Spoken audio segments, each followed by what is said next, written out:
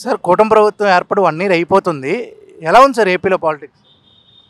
ప్రస్తుతానికైతే బాగా డెవలప్మెంట్ దిశగానే పయనిస్తుంది. చంద్రబాబు నాయుడు బాగానే వెరీ గుడ్ సార్. మీరు చెప్పండి సార్. డెఫినెట్లీ మాకు ఒక అమరావతినే క్యాపిటల్ కావాలనుకుంటున్నాము. ప్లస్ కర్నూలుకి ఒకటి హైకోర్టు చంద్రబాబు నాయుడు తీసుకురాగలిగితే definitely Pawan Kalyan and BJP and Telugu Desam గవర్నమెంట్లో ఆంధ్రప్రదేశ్ అభివృద్ధి చెందుతుందని మేము భావిస్తున్నాం.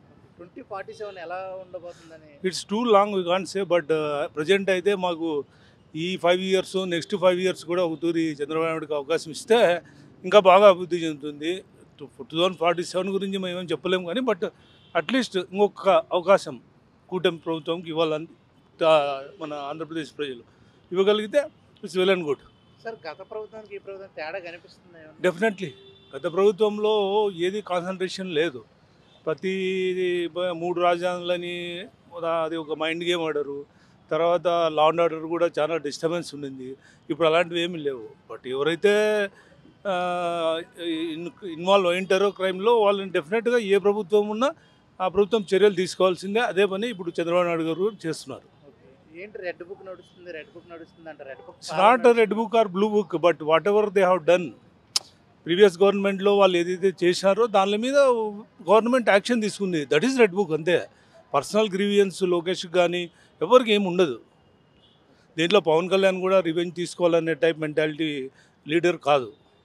So this is advantage for Andhra Pradesh government to go forward. 2047 పోవడానికైనా నెక్స్ట్ ఒక 5 ఇయర్స్కైనా అన్ని ప్రామిసెస్ వాళ్ళు నిలబెట్టుకోగలిగితే it's well and good. Sir రోడ్లు ఎలా ఉన్నాయంటారు?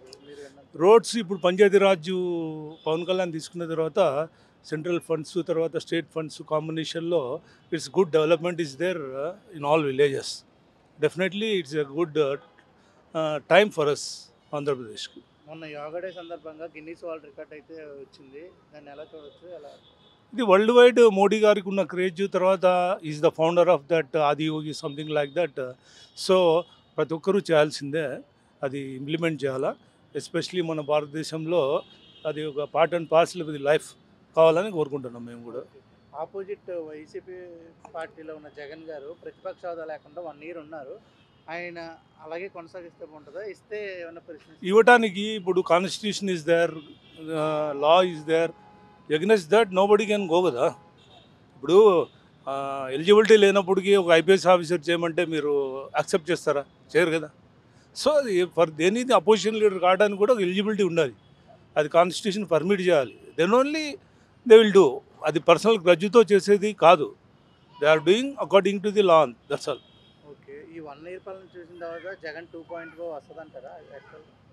అదేం చెప్పలేను. నాకు తెలిసినంత వరకు ఎవరు కూడా ఫ్యూచర్ని ఇమాజిన్ చేసుకోలేరు. బట్ చంద్రబాబు నాయుడు లీడర్షిప్లో డెఫినెట్గా ఇంకొక తూరి ఆంధ్రప్రదేశ్లో గవర్నమెంట్ ఉండాలని మేము కోరుకుంటున్నాం. Thank you sir. Right sir మీరు చెప్పండి, జగన్ గారి పాలన అంటే ఇంతకుముందుకి ఇప్పటికి ఏం తేడా కనిపించింది? ఇంతకుముందుకు ఇప్పటికే ఏదైనా కొద్దిగా చంద్రబాబు నాయుడు సీనియర్ పొలిటీషియన్స్ కదా, గుడ్ అడ్మినిస్ట్రేషన్, మంచి పాలన ఉంటుందని ప్రజలు భావిస్తారు. చాలామంది అంటే బ్యాంకులో డబ్బులు కావాలా, ఉపాధి కావాలంటే మీరేమంటారు అసలు?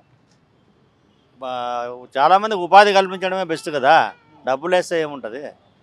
ఇప్పుడు ఎవరైతే కొంచెం నెగిటివ్గా ఉన్నారో వాళ్ళందరూ టయానికి డబ్బులు వేసేవాడు జగన్ గారు ఉంటే, ఉంటే రోడ్లని డబ్బులు వేయడం అంతా సోమరులను చేయడమే ప్రజల్ని. అవన్నీ దానివల్ల పాత్ర ఎలా ఉందండి? పవన్ కళ్యాణ్ గారి పాత్ర? పవన్ కళ్యాణ్ పర్వాలే, average. Chandrababu Naidu very good. టోటల్గా ఒక ముక్కలో చెప్పాలి కుటుంబ ప్రభుత్వం గురించి అంటే ఏం చెప్తారు? పర్వాలే, ఇప్పటికైతే పర్వాలే, ఇంకా అంత మెరుగుపరచుకోవాలా. Thank you very much. Sir కూటమి ప్రభుత్వం ఏర్పడి 1 ఇయర్ అయింది. ఏపీలో పాలిటిక్స్ ఎలా ఉన్నాయి సార్? ఏపీలో అంత ఆశాజనకంగా అయితే లేవు.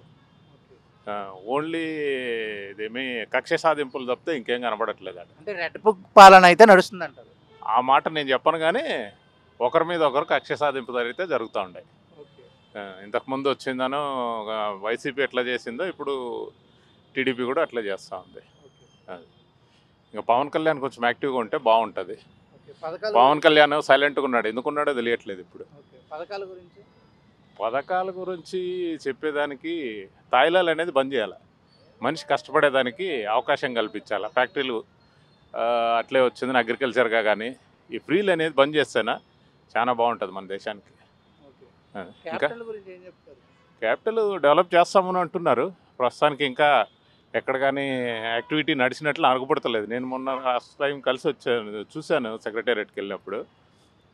ఏదో క్లీనింగ్ నడుస్తూ ఉంది అంతే. తల్లికి వందనం అనేది మొన్నే పడింది. తల్లికి వందనము ఇస్తున్నాము అని అంటున్నారు. ఎంతవరకు లో లెవెల్ వరకు వెళ్తున్నాయి అనేది ఇంతవరకు కరెక్ట్గా తెలియట్లేదు. లో లెవెల్ వరకు కరెక్ట్గా వెళ్తే బాగుంటుంది. మెయిన్ థింగ్ ఏంటంటే మనిషికి కష్టపడేదానికి అవకాశం కల్పించాలా. ఈ ఫ్రీలు ఇచ్చిందనో సోమరపోతలను చేస్తున్నారు. మన రాష్ట్రాలకు, తెలుగు రాష్ట్రాలకు ఏంటంటే పని చేసేవాడు తక్కువైనాడు. బయట బీహార్ కానీ, ఒడిశా కానీ, తర్వాత రాజస్థాన్ కానీ, గుజరాత్ నుంచి కానీ వలసలు వచ్చిందని ఇక్కడ ఉంటున్నారు. వాళ్ళే ఎక్కువ లేబర్ కష్టపడుతున్నారు. ఇక్కడ మన వాళ్ళకు కష్టపడే తత్వం తగ్గిపోయింది. ఎందుకని? ఫ్రీలు ఎక్కువైనాయి. ఫ్రీలు ఎక్కువ అవడంతో ఈ పని చేస్తున్నారు అనమాట. 2047 ఎలా ఉండబోతుంది అంటారు నార్మల్గా?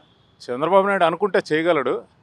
బట్ ఏంటంటే ఆయనకు కూడా కొన్ని అడ్డంకులు ఉన్నాయని అనుకుంటున్నాం.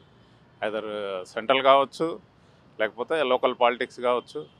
అందరినీ ముందుకు తీసుకొని పోవాలి కాబట్టి చంద్రబాబు నాయుడు ఒకడు అనుకుంటే కాదు కదా, అందరితోటి కలుపుకొని పోవాలి.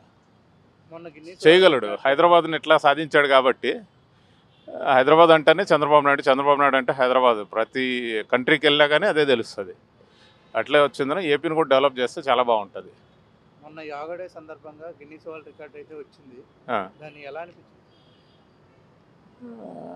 ప్రతి ఒక్కరికి ఎక్సర్సైజ్ అనేది ఇస్ మ్యాండేటరీ. అందరూ వచ్చిందను ఎక్సర్సైజ్ ఉంటేనే, ఆరోగ్యంగా ఉంటేనే అందరూ ముందుకు పోగలుగుతారు. టోటల్ ఒక ముక్కలో చెప్పాలి, కూటమి ప్రభుత్వం ఎలా ఉంది, ఇంకా ఎలా చేసుకుంటే బాగుంటుంది అంటే ఏం చెప్తారు?